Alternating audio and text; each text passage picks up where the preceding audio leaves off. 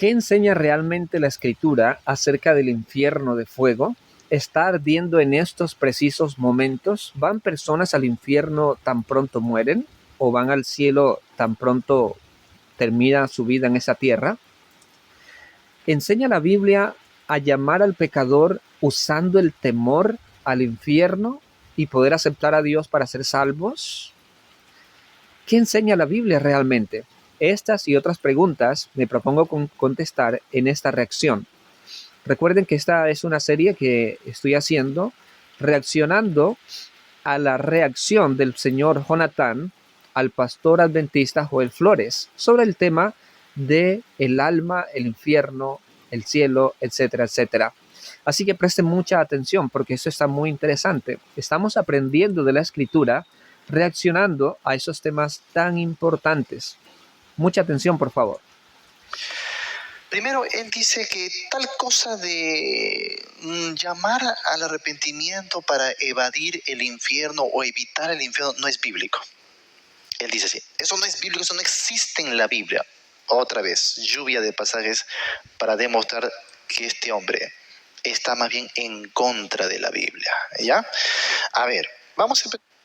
Bueno, cuando ustedes revisan el video que está criticando el señor Jonathan, se dan cuenta que lo que critica el pastor Joel Flores es la idea de usar el temor, es decir, centrar el mensaje no en el amor de Dios, no partir del amor de Dios para llamar al pecador al arrepentimiento, sino usar el temor como un arma para llamar a las personas a que abandonen sus pecados y mediante el temor al infierno de fuego, esas personas puedan entonces llegar a Dios. Y es cierto, personalmente he escuchado en muchas iglesias a muchos cristianos, no adventistas, cristianos de diferentes confesiones religiosas, usar la idea del infierno que arde eternamente como un arma para atraer al pecador hacia Dios. Y muchas personas se asustan, por supuesto, y supuestamente se arrepienten.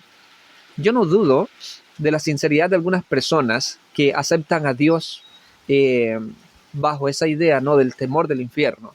Solo Dios conoce los corazones. Pero creo que el temor no es la mejor arma para hacerlo, mis apreciados. No hay mejor cosa que el amor de Dios. El amor de Dios convence de pecado. El amor de Dios salva a la persona, no el temor. El amor echa fuera el temor, de hecho dice la Escritura en un lugar.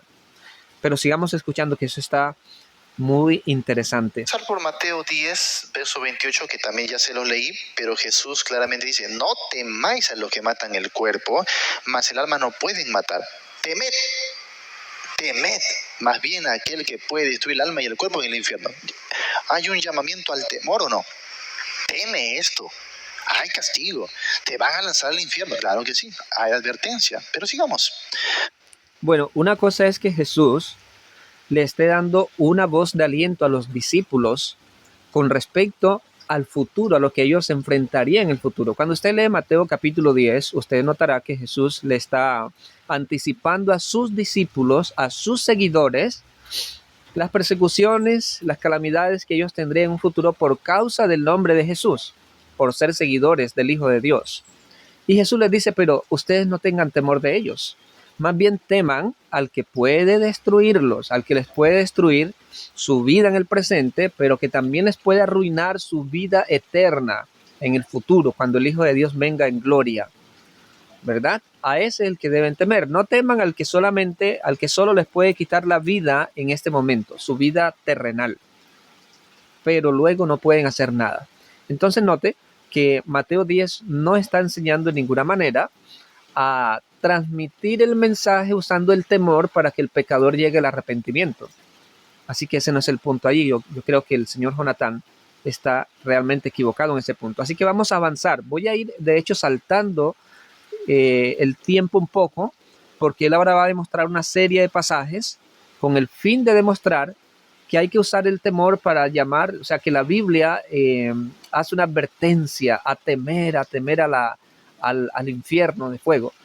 Nosotros no tenemos ningún problema con eso, porque nosotros sabemos, los adventistas, y enseñamos correctamente a mostrar el amor de Dios como la base, mis apreciados. Y también mostramos la advertencia que la Escritura nos anuncia para que el pecador sepa cuál será la consecuencia final del pecado, que es el juicio, ¿verdad? El juicio ejecutivo. Entonces, con eso no tenemos ningún problema, pero la manera como lo presenta el señor Jonatán da a entender que los adventistas solamente hablamos del amor de Dios, que el pastor Joel Flores solo habla del amor de Dios, pero eso no es así. Vamos a, por ejemplo, Lucas 16. La parábola que menos les gusta, que no rechazan, que quisieran que no esté en la Biblia. Pero no voy a explicar todavía detalles de la parábola, solamente voy a ir a este punto. A este punto, si acaso no hay una advertencia para evitar el infierno a toda costa.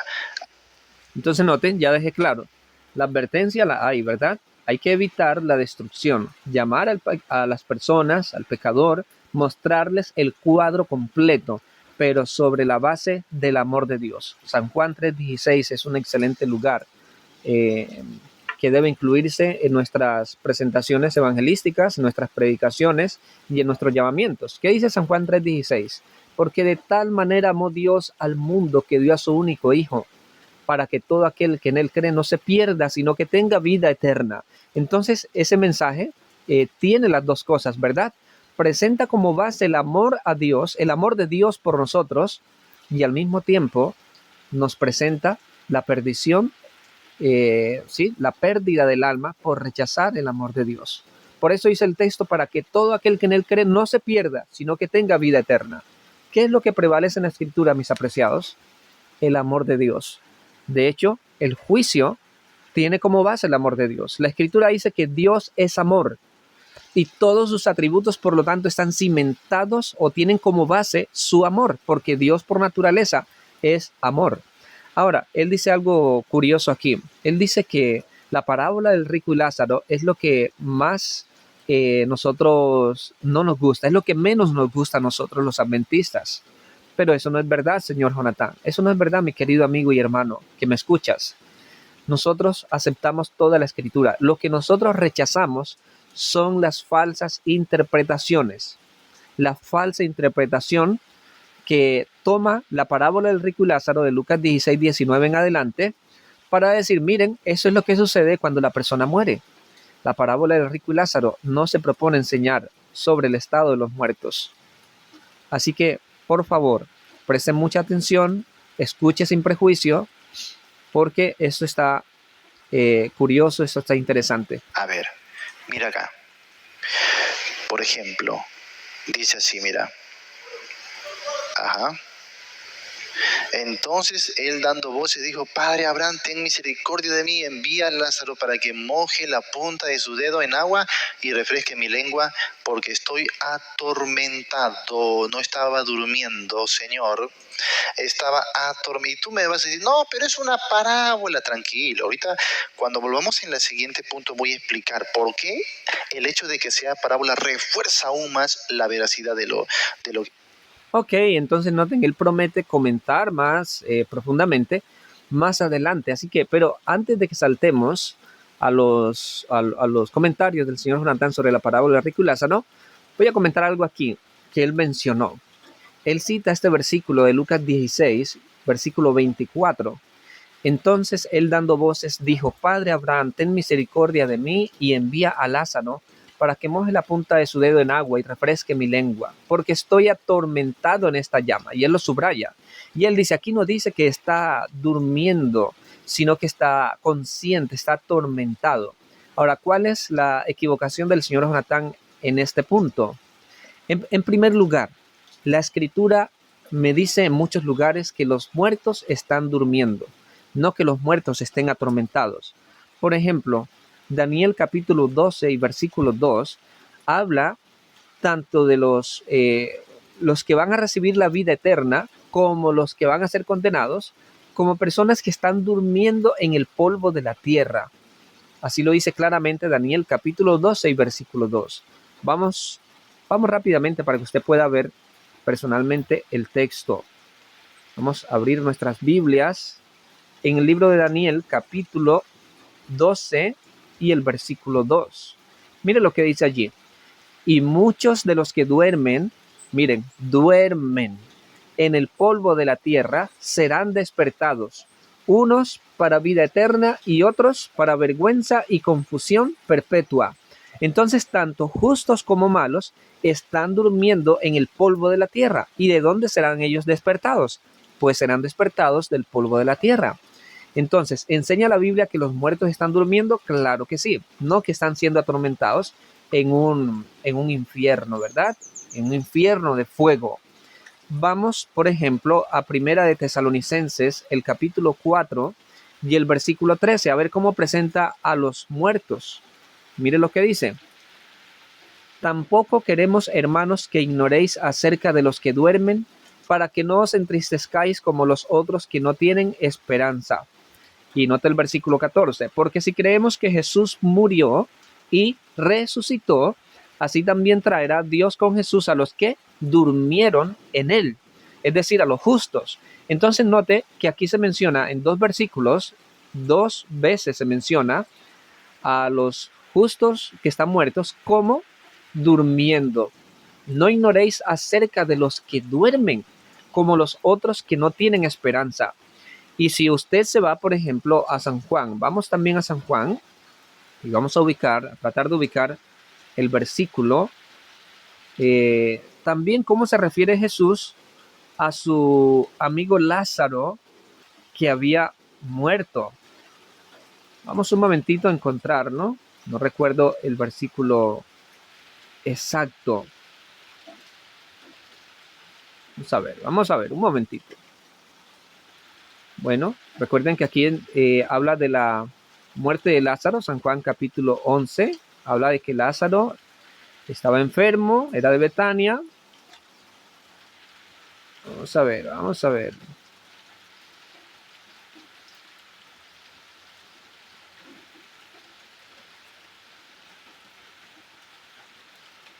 Bueno, noten por ejemplo el versículo 11. Recuerden que en los versículos anteriores Jesús les ha dicho a ellos, a los discípulos, no tiene el día 12 horas, el que anda de día no tropieza porque ve la luz de este mundo, pero el que anda de noche tropieza porque no hay luz en él. Noten que eso es muy, muy importante. Versículo 11, dicho esto, les dijo después, nuestro amigo Lázaro duerme, mas voy para despertarle. ¿Y a qué se refería Jesús con eso de que nuestro amigo Lázaro duerme y voy a despertarle? Versículo 12, dijeron entonces sus discípulos, Señor, si duerme sanará. Pero Jesús decía esto ¿de qué? De la muerte de Lázaro. Y ellos pensaron que hablaba del reposar del sueño. Entonces Jesús, versículo 14, les dijo claramente, Lázaro ha muerto. Miren qué interesante, Lázaro ha muerto. ¿Y cuál es la solución que da Jesús para el sueño de la muerte? La solución que Jesús presenta aquí en San Juan 11, y les voy a leer, en lo que les voy a leer, no es la misma muerte, ¿verdad? Donde se libera el alma y va al cielo o va a un infierno. No, señores, lean, por ejemplo, el versículo 25. Vean el versículo 25. Vamos a ver un momentito. Miren lo que dice. Leamos mejor desde el versículo 21. Y Marta dijo a Jesús, Señor, si hubieses estado aquí, mi hermano no habría muerto. Mas también sé ahora que todo lo que pidas a Dios, Dios te lo dará. Jesús le dijo, ¿tu hermano qué? Resucitará. Marta le dijo, yo sé que resucitará en la resurrección en el día postrero. Miren qué interesante, ¿cuál era la creencia que tenían las personas, los seguidores de Jesús en esa época? Ellos creían que los muertos resucitarían en el día postrero. Su esperanza estaba en la resurrección, mis apreciados. No estaba en el momento en que la persona muere, ¿verdad? En una supuesta alma, un supuesto fantasma que sale hacia el cielo o hacia el infierno. Jesús le dijo, versículo 25, yo soy la resurrección y la vida. El que cree en mí, aunque esté muerto, vivirá. y todo aquel, versículo 26, que vive y cree en mí no morirá eternamente. Note, no morirá eternamente. ¿Y por qué? Porque Jesús es la resurrección y la vida. Y cuando Él venga, entonces va a resucitar a los suyos, tal como lo leímos en 1 Timoteo capítulo 4, del 13 en adelante. Pero bueno, no me voy a espaciar demasiado. Yo sé que el punto de Jonatán aquí, al citar Lucas 16, es demostrar que la Biblia sí presenta una advertencia a evitar la destrucción, o a evitar más bien el infierno en el pensamiento de él, ¿verdad? El infierno eterno de fuego. Pero como ya les comenté, no tenemos problemas con eso. Nosotros también presentamos eso mismo. La Biblia nos advierte sobre la idea de evitar la destrucción, la idea de evitar el infierno. Así que obviamente Jonatán está desconociendo esto, ¿no? Está escrito ahí. Tranquilos, ahorita voy por eso. Pero el hecho de que sea una parábola, ponte a... Pero perdón, aquí el punto que él había comentado. Aquí no dice que él está durmiendo, sino atormentado. El problema es que esta parábola, aquí en Lucas 16, todos sus detalles, y en ninguna parábola se pueden tomar todos los detalles como algo literal, como algo que está sucediendo en la vida real. ¿Ya? Si bien es cierto, las parábolas, como dice Jonatán, usan elementos que son comunes, que son familiares, que son reales, no todos sus detalles y no todas las acciones que están realizadas en una parábola deben tomarse literalmente como algo que realmente sucede, ¿verdad? Porque si no tendríamos grandes problemas. En una parábola, por lo tanto, las cosas inanimadas pueden cobrar vida, pueden hablar, pueden conversar, ¿cierto? Pero eso puede suceder en una parábola. Las cosas que no vemos en esta vida normalmente, porque no suceden, pueden suceder en una parábola. Por ejemplo, cuando usted se va por allá al libro de Jueces, va a encontrar una parábola, la parábola de los árboles que se reunieron para elegir un rey. Los árboles son de la vida real, ¿sí o no? Son de la vida real. Los reyes son de la vida real, pero las acciones que allí se están mostrando no son reales. Es decir, no existen árboles que en realidad se reunieron para elegir un rey. Eso no existe, mi apreciado. Entonces, si nota, no todo los detalles de una parábola deben tomarse de manera literal. Los árboles no hablan, por supuesto. Igualmente, los muertos están durmiendo, pero en una parábola, los muertos, las personas que murieron, aparecen conversando. Pero sabemos que eso no es real, por lo que la Escritura dice en sus textos que son claros. Así que vamos a brincar un poco aquí este pedazo, esta parte, porque ya se está contestado, y vamos a avanzar en la conversación. Acá está. El pasaje es contundente. Oye, que no vengan. Advertencia, mensaje.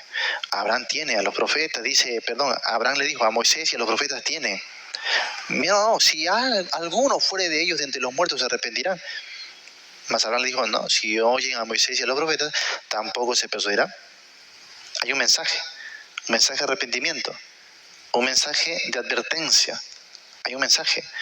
Ok, vamos a avanzar porque ya esto no es necesario comentarlo, no hay ningún problema. ¿Y cómo tú puedes amar a Dios si cuando no te has arrepentido no tienes amor todavía?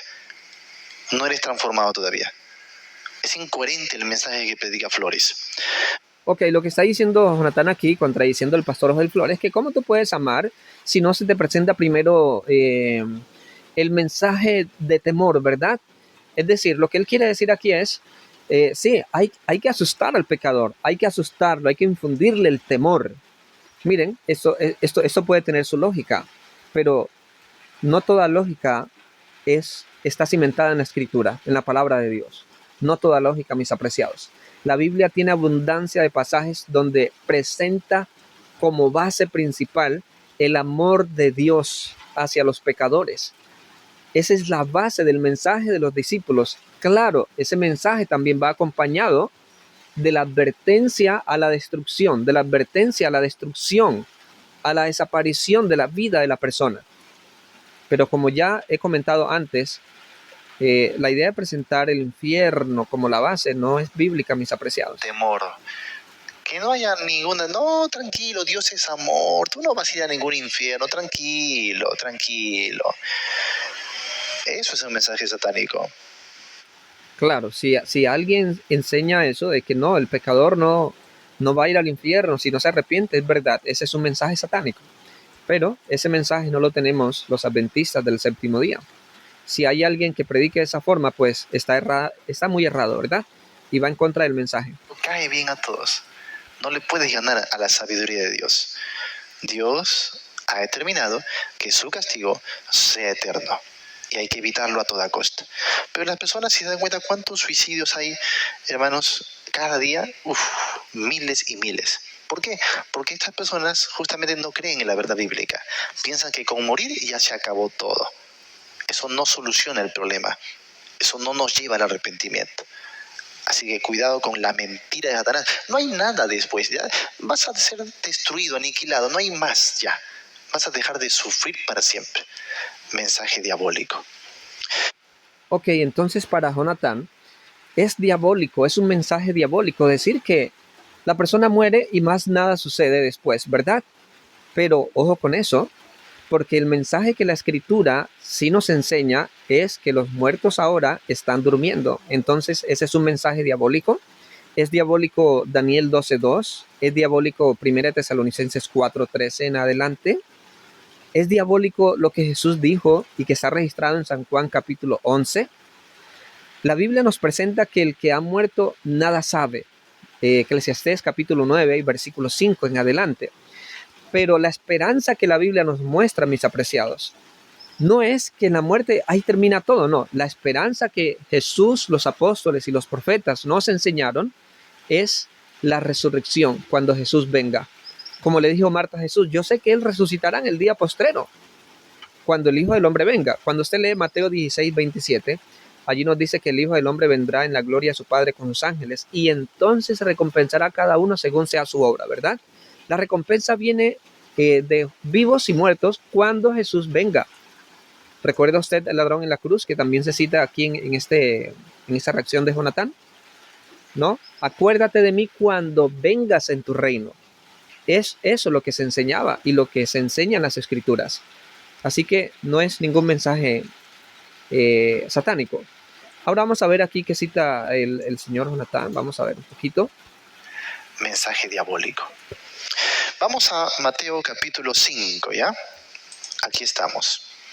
Verso 22, el Señor mismo dice, pero yo digo que cualquiera que se enoje contra su hermano será culpable de juicio, y cualquiera que diga necio a su hermano será culpable ante el concilio, y cualquiera que le diga fato quedará expuesto al infierno de fuego. ¿Hay advertencia o no hay advertencia? ¿Hay advertencia? El Señor no solo dijo, ven, amen a Dios y por amor, no usted, no, hay advertencia, quedarás expuesto al infierno de fuego.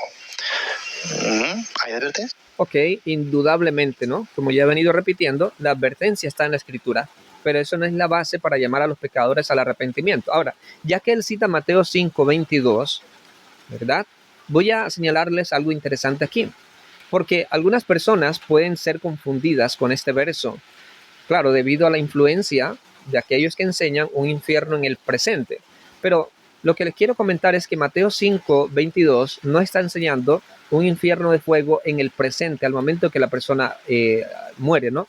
Dice así el versículo, pero yo os digo que cualquiera que se enoje contra su hermano será culpable de juicio, y cualquiera que diga necio a su hermano será culpable ante el concilio, y cualquiera que le diga fatuo quedará expuesto al infierno de fuego. Entonces, aquí algunas personas, y supongo que Jonatán también, enseñan, ¿sí ves? Aquí menciona el infierno de fuego. El problema es que muchos de ellos, los inmortalistas, cuando leen infierno de fuego en la escritura, se imaginan que el infierno está ardiendo ya, desde ahora, ¿verdad? El infierno, perdón, desde ahora no, el infierno está ardiendo ahora mismo. Así que si la persona muere en sus pecados, va directamente allá, va al infierno. Pero eso es leer más de lo que está diciendo el texto. El texto, Jesús solamente dice que el que haga tal cosa quedará expuesto al infierno. Pero ¿cuándo será el castigo en el infierno? Que de hecho el infierno va a ser esa misma tierra. Cuando se lee Apocalipsis 20, el fuego cae a la tierra donde están todos aquellos impíos como la arena del mar, con el diablo, la bestia y el falso profeta, ¿verdad? Y allí esas personas son castigadas en esta tierra. Cuando usted lee las cartas de Pedro, también dice que la tierra arderá sus elementos serán deshechos, serán fundidos con el fuego que desciende de Dios, ¿verdad? Pero eso está para el futuro, cuando Jesús venga, no para el momento en que la persona muere. Vamos a avanzar a otro texto, vamos a ver qué más texto nos va a dar el pastor Jonathan aquí. Mira lo que dice acá. Entrad por la puerta estrecha, porque ancha es la puerta y espacioso el camino que lleva a la perdición, y muchos son los que entran por ella, porque estrecha es la puerta y angosto el camino que lleva a la vida, y pocos son los que la hallan. Cuidado, este camino amplio y espacioso, dice, lleva a la perdición, no a la aniquilación, a la... Bueno, aquí da una idea falsa, un entendimiento falso el señor Jonathan sobre Lucas 13, ¿verdad? ¿Es Lucas 13 que está citando? Bueno, creo que sí, ¿no? Sobre la idea de del camino que lleva a la perdición. Él dice, aquí no dice aniquilación, sino perdición. Bueno, ¿por qué él piensa así? Porque él tiene una filosofía que le ha enseñado la inmortalidad del alma. Entonces, claro, para el que es inmortalista, la perdición ya no se va a referir a la desaparición de la vida, a la destrucción de la persona, sino al hecho de estar perdido en el sentido de estar fuera de la presencia de Dios, por allá en un infierno que arde eternamente y la persona allí es atormentada, ¿verdad? Pero note usted que en la escritura solamente hay dos opciones, la vida y la muerte. ¿Y a quién se promete la vida? Al que sigue a Jesús, al que acepta a Jesús en su corazón. Jesús dijo claramente, el que tiene al Hijo tiene la vida, el que no tiene al Hijo no tiene la vida. Cuando usted lee San Juan 3:16, versículo muy conocido, pero en el cual muchos no se detienen a pensar, nos dice, para que todo aquel que en él cree no se pierda, sino que tenga ¿qué? Vida eterna. Entonces la vida eterna se promete a los que creen en Jesús, y a los que no creen en Jesús no se les promete la vida, sino la perdición eterna. Romanos 6:23 nos dice que la paga del pecado es muerte. Entonces, si notan ustedes, pero la dádiva de Dios es vida eterna, dice Romanos 6:23. Noten ustedes que solamente hay dos opciones, hay dos destinos, hay dos consecuencias. Vida eterna para los que creen en Jesús, pero la muerte eterna para los que no creen en Él. Esta muerte eterna es la perdición. Así que está muy equivocado aquí el señor Jonathan. La palabra aquí para perdición incluye necesariamente no solamente el castigo que la persona va a sufrir antes de la muerte, sino también la misma muerte, la misma aniquilación de su vida. Entonces, vamos a avanzar. Perdición, advertencia. Claro que Dios de alguna manera quiere infundir este temor en las personas. Avancemos. Evangelio de Marcos, capítulo 9. Busquemos esos pasajes. Marcos, vayan también capítulo 9. Anotando, ¿ya? Interesante. Ahí está. Mira lo que dice. Si tu mano te fuera ocasión de caer, córtala. Mejor te es entrar en la vida manco que teniendo dos manos ir al infierno. Mira, al fuego que no puede ser apagado. Ellos dicen, no, sí, el fuego se apagará. Y Jesús dijo, el fuego que no puede ser apagado. ¿A quién creemos? Miren, qué interesante eso que propone el señor Jonathan. Entonces él critica porque nosotros decimos que el fuego, sí, el fuego se va a apagar. Él dice, basándose aquí en Marcos 9 o en Lucas 9:43, ¿verdad? Donde dice, el fuego que no puede ser apagado. Pero ¿será que Jesús está enseñando acerca de un infierno en el presente que está ardiendo y ardiendo y ardiendo y ardiendo eternamente y nunca podrá ser apagado, donde los pecadores serán lanzados y ellos nunca tendrán la esperanza de descansar de ese castigo en algún momento? Bueno, cuando la Escritura habla del fuego que no puede ser apagado, debería entenderse o debe entenderse en el siguiente sentido. Mientras lo que se ha lanzado en el fuego exista, el fuego no se va a apagar. Porque, digámoslo así, la función que tiene el fuego, que Dios descenderá del cielo, de acuerdo a Apocalipsis 20, 9 y 10, es consumir a los pecadores. Recuerda que Apocalipsis 29 nos dice que de Dios descendió fuego del cielo que los consumió. Pero ¿qué sucederá una vez que sean consumidos? ¿Qué sucederá una vez consumido lo que se echó en el fuego? El fuego ya no va a tener más función que ejercer y por lo tanto se tiene que apagar. Vamos a ver textos bíblicos. Vamos a ver textos bíblicos. Apocalipsis. Miren los pasajes que se ignoran con el fin de imponer una doctrina foránea. Apocalipsis 29 dice, y subieron, pero leamos el 10 primero, ¿no? Porque aquí aparentemente se enseña un fuego que es eterno, ¿verdad? Dice, y el diablo que los engañaba fue lanzado en el lago de fuego y azufre, donde estaban la bestia y el falso profeta, y serán atormentados día y noche por los siglos de los siglos. Entonces algunos dicen, sí ves, por los siglos de los siglos. Pero resulta que estas palabras son son superlativas, ¿verdad? Es como una hipérbole para poner más grave, para describir de manera profunda el castigo y el sufrimiento que ellos tendrán allí en el lago de fuego. Pero cuando miramos el versículo 9 nos damos cuenta que eso va a tener su fin. Versículo 9 dice, y subieron sobre la anchura de la tierra y rodearon el campamento de los santos y la ciudad amada, y de Dios descendió fuego del cielo y los consumió. Entonces noten que el fuego y las personas van a tener su fin. No vamos a creer que el fuego seguirá ardiendo después que haya consumido a las personas. ¿Qué sentido tendría eso, verdad? ¿Qué va a pasar después de eso? Juan ve en el capítulo 21 un cielo nuevo y una tierra nueva. Y él comenta que allí no habrá más dolor, ¿verdad? Ni angustia, ni clamor, ni nada de esas cosas, porque todo será perfecto. Habrá un cielo nuevo y una tierra nueva. Vamos a otro pasaje. Cuando usted va a Malaquías, este pasaje lo he citado a menudo en las reacciones porque es importante. Malaquías 4, 1 en adelante. Porque aquí que viene el día ardiente como un horno, y todos los soberbios y todos los que hacen maldad serán estopa. Aquel día que vendrá los abrazará, ha dicho Jehová de los ejércitos. ¿Y qué sucederá? No les dejará ni raíz ni rama. Note el versículo 3. Hollaréis a los malos, los cuales serán ceniza bajo las plantas de vuestros pies en el día en que yo actúe, ha dicho Jehová de los ejércitos.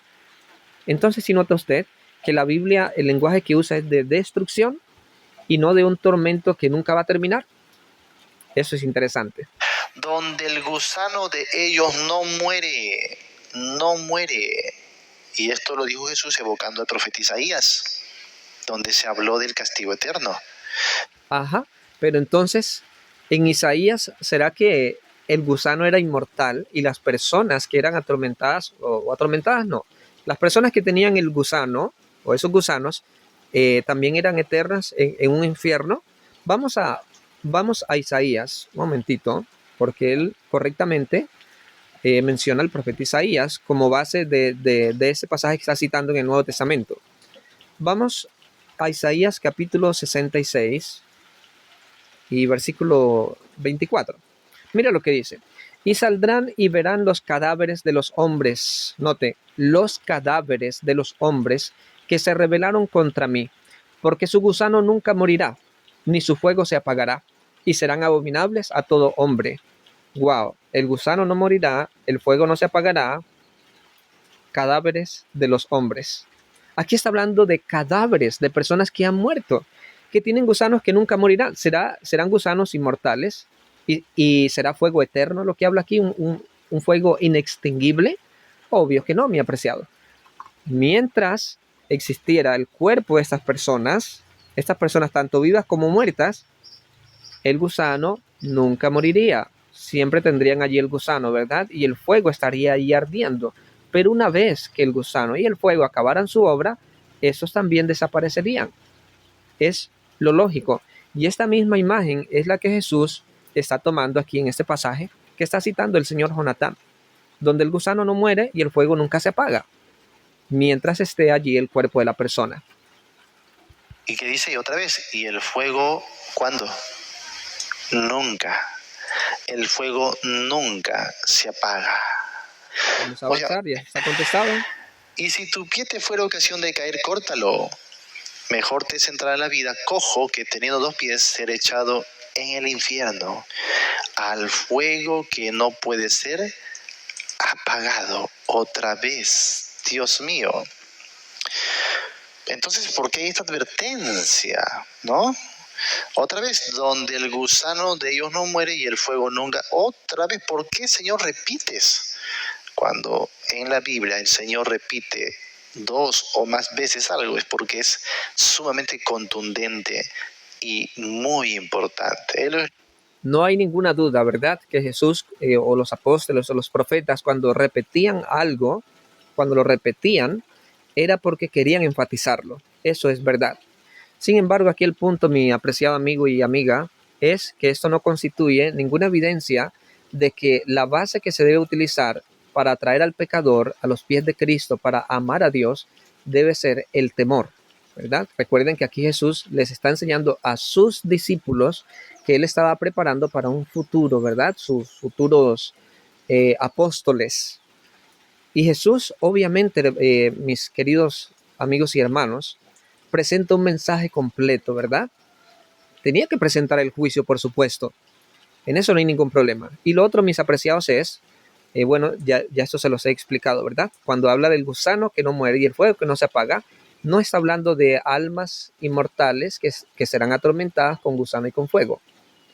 Jesús está evocando una imagen de destrucción del libro de Isaías 66:24, y esa imagen que se encuentra allá está hablando de cadáveres, de personas que fueron destruidas. Asimismo va a suceder en un futuro. Cuando usted lee, por ejemplo, Apocalipsis capítulo 19, usted va a encontrar allí la segunda venida de Jesús y va a encontrar, digamos, los impíos que son muertos, ¿verdad? Los impíos que son muertos. Bueno, esas personas son, estos cuerpos son los que son consumidos por el gusano y quemados por el fuego que no se apaga. Pero cuando leemos más completamente, capítulo 20 y capítulo 21, vemos que entonces Dios renueva los cielos y renueva la tierra. No presenta que va a haber un lago de fuego ardiendo eternamente, ¿no? Así que vamos a saltar un poco más. Él está citando un pasaje donde se repite la idea de ser lanzado al infierno, ¿no? No debe entenderse aquí el infierno como algo que está sucediendo en el presente. Eso no lo enseña la Biblia. Escuchemos. Ya. Mateo capítulo 13. Vamos a buscar acá. Anoten y esto, pero ya si esto no te convence, yo no sé qué más te puede convencer.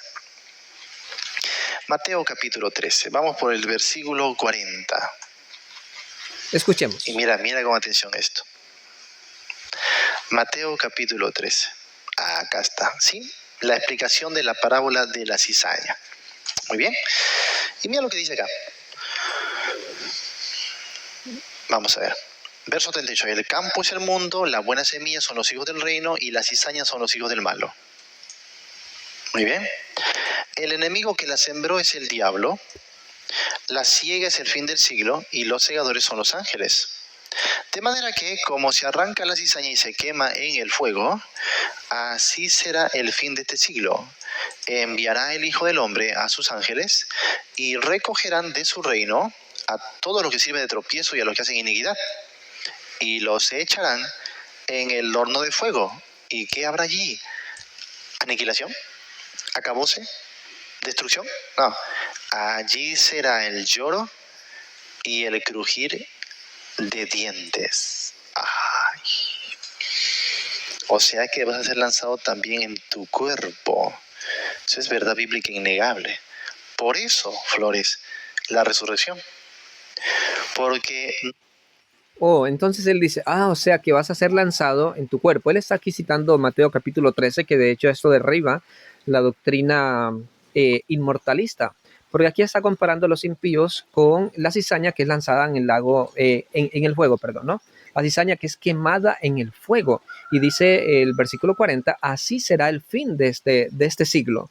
Entonces, obviamente, la imagen es perfecta, ¿verdad? Porque la cizaña es quemada, y cuando dice quemada, cuando dice que la cizaña se quema en el fuego, es que esta es consumida, esta es destruida para que no exista más.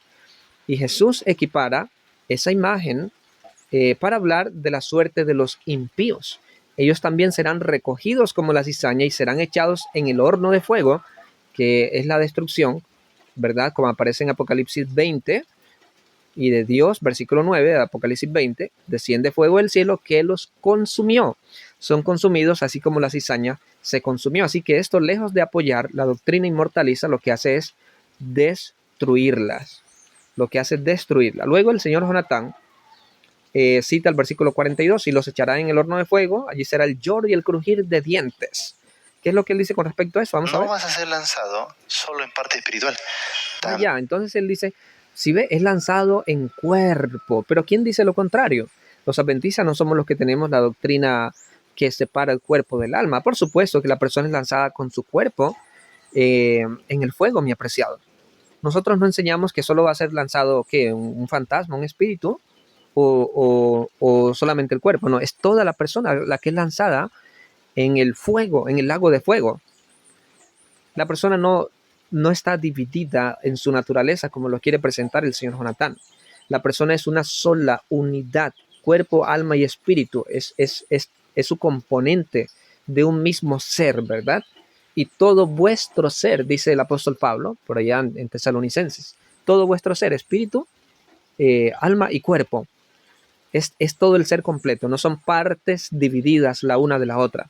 Así que esto vamos a saltar un poco más porque esto no demuestra nada. Obedezcan, no, advertencia. Tendrán su parte en el lago de fuego, que arde con fuego y azufre. Esta es la muerte segunda. ¿Por qué es muerte? Porque no es aniquilación, porque es una separación eterna. Si ven ustedes, aquí se ha cambiado el significado de lo que es la muerte, ¿no? Él dice, la muerte no es aniquilación, es separación eterna.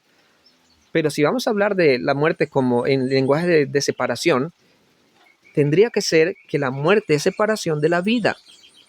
Porque la Biblia solamente, como ya señalé anteriormente, la Biblia solo presenta dos caminos, la muerte y la vida. ¿Cuál es la consecuencia de los que perseveraron y murieron en el pecado? La muerte eterna. Romanos 6:23. La paga del pecado es la muerte. Pero la dádiva de Dios, para los que siguen a Jesús, es vida eterna en Cristo Jesús. Así que cuando habla de muerte segunda, se está refiriendo a la muerte de la cual nadie más se va a levantar. Ese sueño eterno, ese sueño profundo, esa destrucción, esa aniquilación, que es lo que rechaza el señor Jonatán. Nadie más se levantará de esa muerte. Ahorita todos morimos y seremos resucitados algún día, tanto justos como impíos. Pero de la segunda muerte, que será solamente para los impíos, ¿verdad? De esa no se volverán a levantar. No habrá una tercera resurrección, ¿verdad? Hay primera y segunda resurrección. Primera Tesalonicenses 4:16 en adelante nos habla que en la primera resurrección se levantan los justos. Luego Apocalipsis 20:4 en adelante nos habla de una segunda resurrección, que es la de los impíos, ¿verdad? Después de 1000 años, ¿sí? Luego de 1000 años, pero ellos serán aniquilados definitivamente. En Apocalipsis 20:9 y 10 serán totalmente aniquilados. Y de allí no hay esperanza de resurrección. Entonces, qué interesante, ¿verdad? En el sufrimiento, separación de Dios para siempre. ¿Ah? ¡Wow! Sí, hay mucho más. Ya me digo. Saltemos. Volviendo a la parábola del rico y Lázaro. Ojo, presten atención a esto. Sí es parábola. Algunos hermanos evangélicos tratan de defender la verdad del infierno. Miren, qué interesante. Y a mí me gusta que el señor Jonatán aquí, y en este punto sí estoy de acuerdo con él, ¿verdad? Lo del rico y Lázaro sí es parábola. Eso es lo que afirmamos los adventistas del séptimo día junto con otros cristianos, porque debo reconocer también que yo he escuchado a cristianos evangélicos decir que lo del rico y Lázaro es una parábola. Pero ahora, no vamos a concordar en todo lo que él dice sobre lo que es una parábola. Escuchen bien. Negando que el rico y Lázaro sea una parábola. Y dicen, no, ahí no es parábola, sino es una historia real, no, hermanos. Seamos honestos también nosotros. No es una historia real. No, pero se menciona el nombre de Abraham, no importa si se menciona el nombre, eso no es la idea de parábola. Es más, la parábola en el hebreo es un mashal. Podría ser una breve frase, cortita, un refrán, una oración, un proverbio, ya una historia cortita, grande, podría tener varios elementos, no importa. Porque el elemento de la parábola que sí importaba era la comparación. El tertium comparationis, ¿ya? Bueno, miren, qué importante. Y aquí quiero felicitar al señor Jonatán porque él llama a la honestidad a sus hermanos. Seamos honestos. Esto es una parábola, Lucas 16:19 en adelante, del rico y Lázaro. Es una parábola, no es un relato, ¿verdad? O sea, no es un relato así literal, sino que es una parábola. ¿Y una parábola qué es? Es una comparación que se hace allí. Pero la pregunta que nos debemos hacer, mis apreciados hermanos, es si esa comparación, esa parábola, ¿cómo debe tomarse, verdad? ¿Será que todos sus elementos, todos sus detalles son reales? ¿Suceden en la vida real o no suceden en la vida real? ¿No? Vamos a escuchar Es atentamente. decir, el punto de comparación. Una parábola, no importando si es una frase pequeña o una gran historia, lo que intenta es hacer una analogía, una comparación entre dos cosas. La primera cosa es una cosa conocida, real, tangible, que se compara con una verdad espiritual, un concepto, una definición que se quiere enseñar. Entonces, a partir de lo conocido, yo entiendo lo desconocido. Por eso Jesús en sus parábolas dice, ¿a qué compararé el reino de los cielos? ¿Te das cuenta? O el reino de los cielos es como, está comparando. En este punto estamos de acuerdo, mis apreciados, ¿no? Entonces, una parábola se basa, el punto de comparación se basa en algo que es familiar, en algo que es conocido. Bueno, él dice ahí algo que es tangible, pero tengan mucho cuidado, mis apreciados. No todo lo que presenta una parábola, no todos los detalles que presenta y no todas las acciones que usted puede ver en una parábola son cosas reales o sí, que existen en la vida real, ¿verdad? No son cosas que existen en la vida real. Ya les mostré hace un momento la parábola que por allá en Jueces encontramos de unos árboles. Los árboles son reales, los vemos, los conocemos, los tocamos, pero no hay árboles reuniéndose para elegir un rey. Nunca ha existido eso, ¿verdad? Entonces, ese punto me gustaría que quedara claro allí, ¿no? Y es el punto que no tiene claro el señor Jonatán, porque él va a decir que la parábola, todo lo que está en la parábola es real, sucede, todo lo que está sucede, y eso no es verdad. Entonces, la parábola del rico y Lázaro es parábola, pero el hecho de que sea una parábola refuerza mucho más su veracidad, no la niega, porque usted tiene que distinguir lo que es una parábola, una alegoría, o una parábola y una retórica apocalíptica, donde sí se elementen, o se introducen elementos simbólicos. Pero en una parábola los elementos no son simbólicos ni alegóricos, los elementos son reales. Por ejemplo, parábola de la gran pesca. Hay una red, hay peces, todos son elementos reales. Parábola de la harina, medida, mujer, todos son reales. Parábola del grano de mostaza, que crece, eso es real. Todas las parábolas contenían elementos reales para compararlos con verdades espirituales. Entonces, cuando Jesús usa como ejemplo el Seol, el lugar de tormento, el seno de Abraham, son elementos reales que los está usando ¿para qué? Para llevarlos a una verdad espiritual que luego al final Él da. Pero mucho cuidado con eso, ¿verdad? Si bien es cierto lo que acaba de mencionar él, la harina, ¿verdad? Las personas que aparecen allí, la pesca, los peces, las redes, son elementos reales. No todo, repito, reitero, no todo lo que se presenta en una parábola sucede en la vida real. No todo. Porque si esa fuera la definición que se debería tener de lo que es una parábola, entonces tenemos problemas con lo que aparece por allá en Jueces, que también es una parábola de los árboles que se reúnen, ¿verdad?, para elegir un rey. Es decir, no las acciones que se realizan allí no siempre deben tomarse como algo literal. Así que hay una imperfección allí, hay un punto imperfecto en la definición que intenta dar el señor Jonatán. Obviamente él da ese tipo de definición porque él va a querer presentar ahora la parábola del rico y Lázaro como que todo es real allí, ¿verdad? Todo sucede en la vida real. Pero sabemos que lo del rico y Lázaro no debe tomarse literalmente en todas sus partes. Abraham sí fue un personaje real.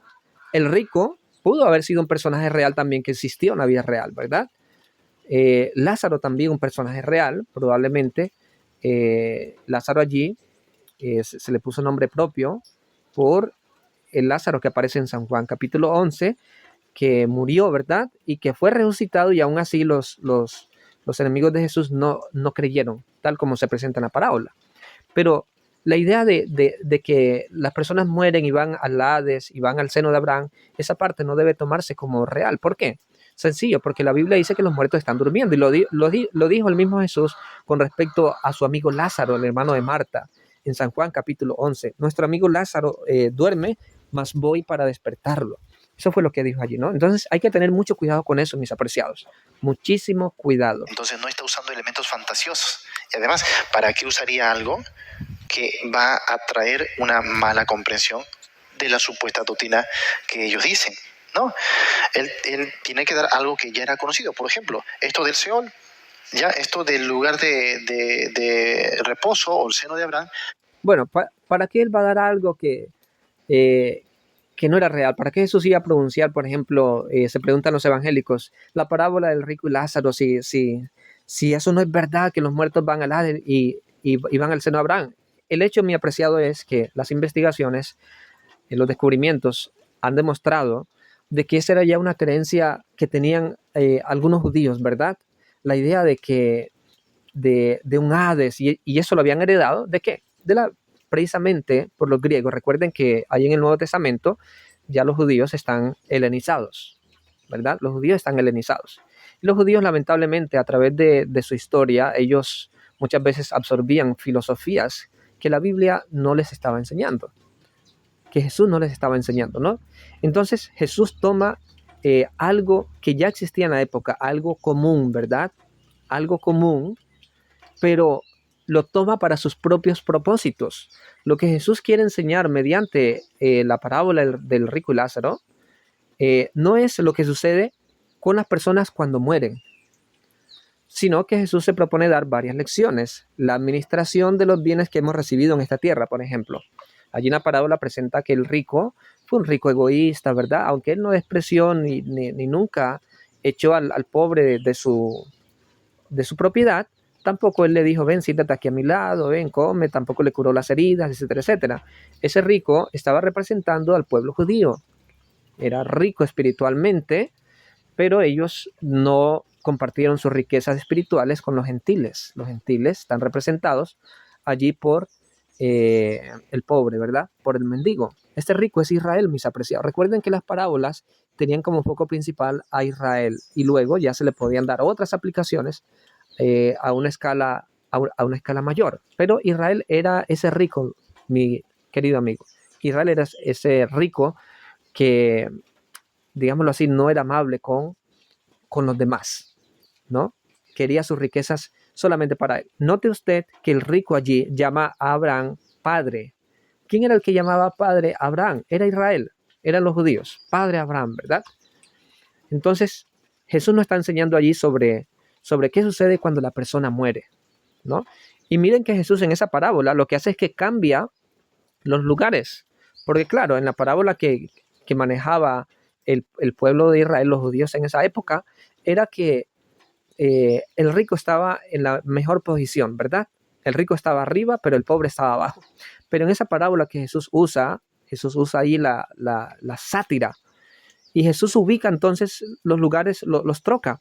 Pone al mendigo arriba y pone al rico abajo, en una situación de desventaja. Él tuvo sus bienes, el rico, en la tierra, pero ahora él está experimentando lo contrario. Y el pobre tuvo pobreza, pero ahora está experimentando lo contrario. Entonces miren qué interesante. Ni en el mundo evangélico hay concordancia sobre esto. Tienen interpretaciones variadas. Eran elementos conocidos para ellos. No es que Jesús lo está inventando. Y no lo trae de la filosofía griega. En esta teología judía, en esta teología de las personas que están escuchando, ya creían en esto. Y eso viene del Antiguo Testamento. Él dice que ya creían, ¿verdad? Pero falta lo mejor, que es la evidencia bíblica. Jesús, con pronunciar una parábola, no debería entenderse que él está de acuerdo con todo lo que se presenta en una parábola, ¿no? Jesús no intentó enseñar el estado de los muertos con la parábola de rico y Lázaro. Si usted quiere investigar, si usted quiere descubrir qué era lo que Jesús creía sobre los muertos, no recurra a una parábola. Recurra a aquellos textos que son claros y directos, que no contienen elementos parabólicos, elementos simbólicos, etcétera, como por ejemplo San Juan capítulo 11. Jesús dice que su amigo Lázaro, que había muerto, en realidad estaba durmiendo, ¿verdad? Y Jesús lo resucitó. Allí sí podemos encontrar nosotros qué sucede con una persona que muere, está durmiendo. Eso allí debería ser indiscutible. Por allá en San Juan capítulo 5, 40 y pico, Jesús enseña de que llegará el día en que los que duermen en sus tumbas, en los sepulcros, oirán su voz. Si nota usted, los que duermen. Jesús nos dijo que un día en la resurrección, en el día postrero, los que estén, digamos, las almas, se reencontrarán con sus cuerpos y serán resucitados. Jesús nunca enseñó tal cosa, ¿verdad? Tenemos que recurrir, hermanos, a las enseñanzas claras de las Escrituras, a las enseñanzas apostólicas, a la enseñanza de los profetas, a las enseñanzas del mismo Jesús sobre el tema de los muertos. No olvide, por ejemplo, por allá Eclesiastés 9:5 en adelante, los vivos saben que van a morir, pero los muertos nada, nada en lo absoluto, nada saben. Y si la Biblia dice que los muertos nada saben, es porque ellos no saben en lo absoluto. Es porque ellos no son conscientes de nada. Así que ya se me acaba el tiempo. Vamos a escuchar unos 2 minutos más, pero eso lo voy a Ya continuar. ellos creían en estas verdades. Esto lo voy a continuar, mis apreciados. Jesús no está inventando cosas, sino está usando lo que ellos ya creían, ya abrazaban, lo que ya era una verdad, para dar una lección espiritual. ¿Se da cuenta? Así que es una parábola y eso no se puede negar. Pero hay que ir entendiendo algunos detalles. El seno de Abraham se compara con el cielo. No, una cosa es el seno de Abraham y otra cosa es el cielo. Después voy a explicar eso.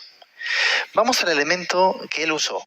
Bueno, y este es otro punto que también se va a discutir más adelante, ¿verdad? La cuestión del seno de Abraham, los evangélicos manejan una interpretación sobre el seno de Abraham, pero ellos no pueden mostrar a través de la Biblia, ¿verdad?, que los profetas hayan enseñado un seno de Abraham.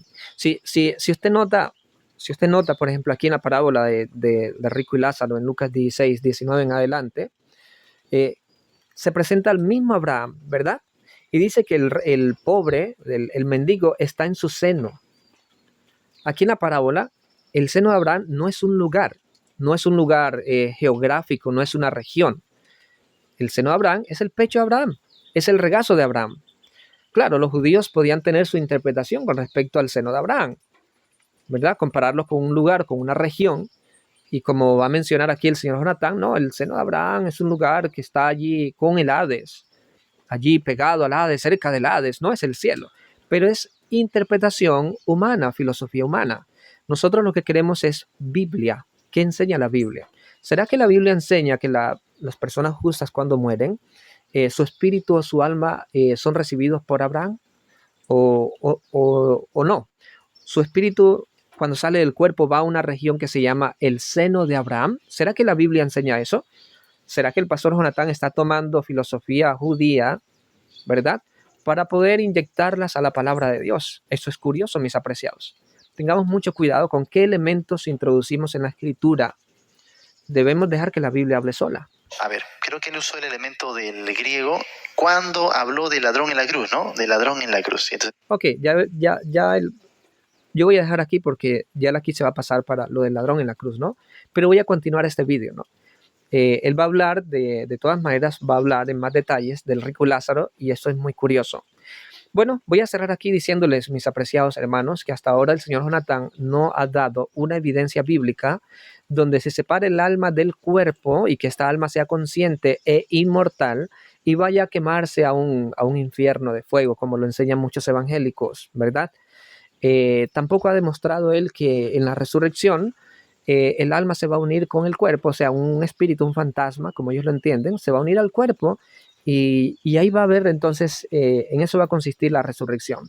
Para él, la necesidad de la resurrección es para que el cuerpo y el alma se unan de nuevo, ¿no?